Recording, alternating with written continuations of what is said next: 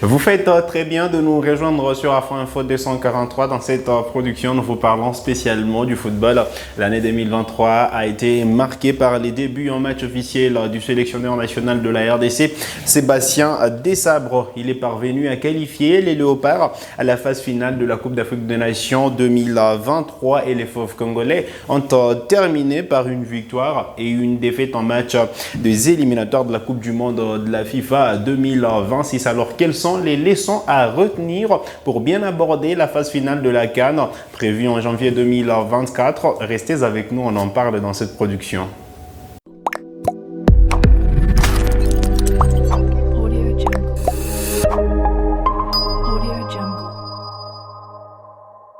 Allez, très content de vous retrouver sur Afro Info 243. Nos confrères de Léopard Foot ont listé les grandes leçons à retenir pour améliorer le niveau de la sélection nationale de la République démocratique du Congo. Vous le savez, la défaite face au Soudan a été un signal d'alerte pour remettre en cause le niveau de la sélection nationale congolaise. Certes qu'il y a des avancées, certes qu'il y a des acquis, mais on sent que voilà, la sélection nationale de la RDC doit franchir un cap, doit relever son niveau pour justement en découdre face aux grandes échéances qui se profilent à l'horizon. Il y aura des grosses formations devant la République démocratique du Congo à partir de l'année 2024. La Zambie en phase de groupe de la CAN, le Maroc ou encore le Sénégal, les Togo pour le compte des éliminatoires de la Coupe du Monde de la FIFA 2026. De quoi dire que aujourd'hui, on devrait apprendre des erreurs pour les corriger avant donc ces grandes échéances qui se profilent à l'horizon. Alors, c'est quoi le grand bémol au sein de cette sélection nationale de la République démocratique du Congo? On l'a vu. Certes que voilà, la RDC avait marqué 3 buts face à la Mauritanie en mars dernier à Lubumbashi, un but à Nouakchott, 2 buts à Franceville contre le Gabon, des autres buts à Kinshasa contre le Soudan, 2 buts également face à la Mauritanie pour le compte des éliminatoires du mondial.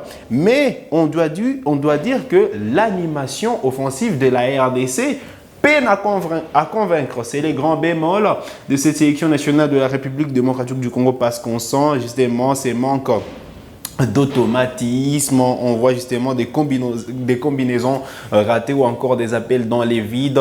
Allez, ça manque d'inspiration cette animation offensive de la République démocratique du Congo. Ça tâtonne également. La preuve, c'est que justement pour le match contre le Soudan, Sébastien Desabre a voulu chambouler un tout petit peu sa ligne offensive en alignant Simon Banza en pointe de l'attaque et Grady Diangana comme numéro 10.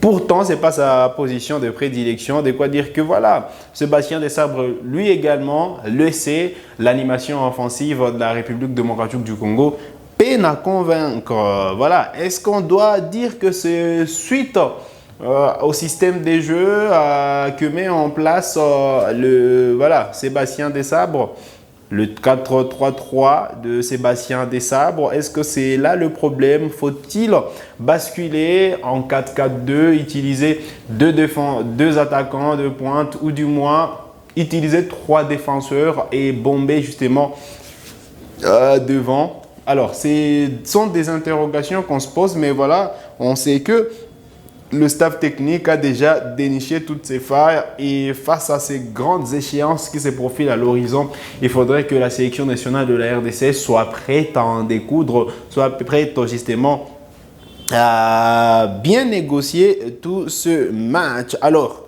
il faudrait quand même aussi qu'on installe un certain climat de détermination dans cette sélection nationale de la République démocratique du Congo parce que, voilà, on veut bien que la sélection gagne, mais on veut que, voilà, on peut dire que, voilà, la sélection a perdu, mais comment la RDC a perdu? Voilà, face au Soudan, on a vu que quand même les Léopards ont gardé le ballon, ils ont pris la possession, mais pour quel résultat? Donc, le plus important, c'est que et derrière ça soit solide et devant que ça puisse être tranchant. C'est le plus grand problème avec cette sélection nationale de la République démocratique du Congo. Allez, on espère que justement tout sera retravaillé parce qu'il y aura un stage de préparation juste à la fin du mois de décembre pour préparer la phase finale de la Coupe d'Afrique des Nations. Il faudrait que les Léopards se présentent à la CAN avec l'ambition et la détermination d'aller gagner les trophées. Pas justement se contenter de la figuration à la Coupe d'Afrique des Nations, mais aller avec la détermination de gagner. Parce que pour certains joueurs, ce sera peut-être bien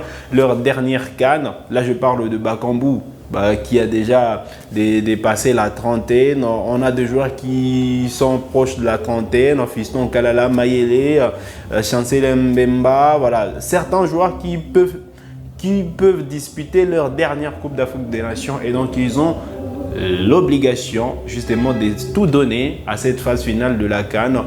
Et voilà, cette envie, cette détermination, il faut qu'elle s'installe pour que la République démocratique du Congo ne puisse pas jouer la figuration, mais qu'elle puisse jouer justement les titres. Alors, la RDC a des arguments, a dit jus, mais devant, ça cause problème comme on est en train de les dire.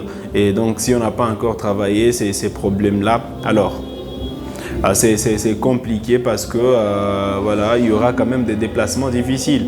J'ai parlé du match face au Sénégal qu'il faudra aller négocier à Dakar. Ce sera un match très compliqué parce que si les Léopards perdent ce match, certes que c'est au mois de juin 2024, c'est encore un peu loin, mais si les Léopards perdent ce match, ils auront un retard de 6 points.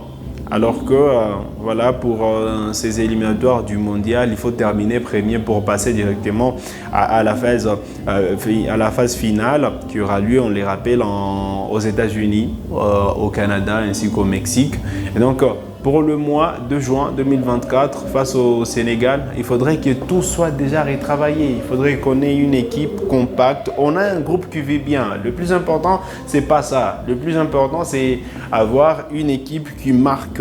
On sait qu'il y a des automatismes entre Wissa, entre Silas, entre Bakambu, entre Bongonda, toute la ligne offensive. Il faut que ça parle le même langage.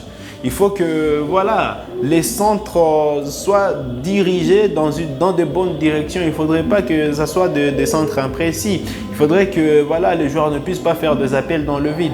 On a vu quand même Bakambu bouger sur certaines actions. On a vu, alors qu'il n'était pas retrouvé, on a vu voilà, quelques occasions gâchées. Je vais parler de cette occasion gâchée par Silas Katompa lors du match face au Soudan, face à la Mauritanie à Kinshasa, alors que Fiston Kalala Mayele était décalé sur les côtés facilement. Une passe pourrait justement faire du bien à Fiston Kalala Mayele et pourrait marquer dans cette rencontre-là. Et donc voilà pourquoi j'ai dit il faut qu'on travaille ce compartiment-là, l'animation offensive de la République démocratique du Congo. Il faut que ça parle le même langage. Il faut que Bakambu, il faut qu'on sache que voilà, Bakambu peut-être bien c'est notre serial buteur et si on le trouve dans de telles conditions, il pourra marquer. Si Bongonda est mis dans de telles conditions, il pourra marquer. Ou si Wissa est mis dans de telles conditions, il pourra marquer. Donc le plus important aussi, c'est pas vraiment faire cette rotation qu'a essayé les sélectionneurs nationaux de la République démocratique du Congo. Il faudrait qu'on ait voilà, une attaque type.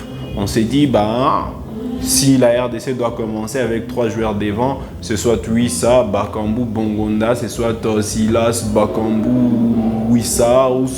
Voilà, il faut qu'on sache que voilà, ces joueurs-là jouent ensemble, ces joueurs-là en équipe nationale, ça joue comme ça pour ne pas justement tomber ou du moins se retrouver dans une Coupe d'Afrique des Nations sans but, ou du moins se retrouver dans une compétition comme voilà, la CAN sans pour autant marquer beaucoup de buts.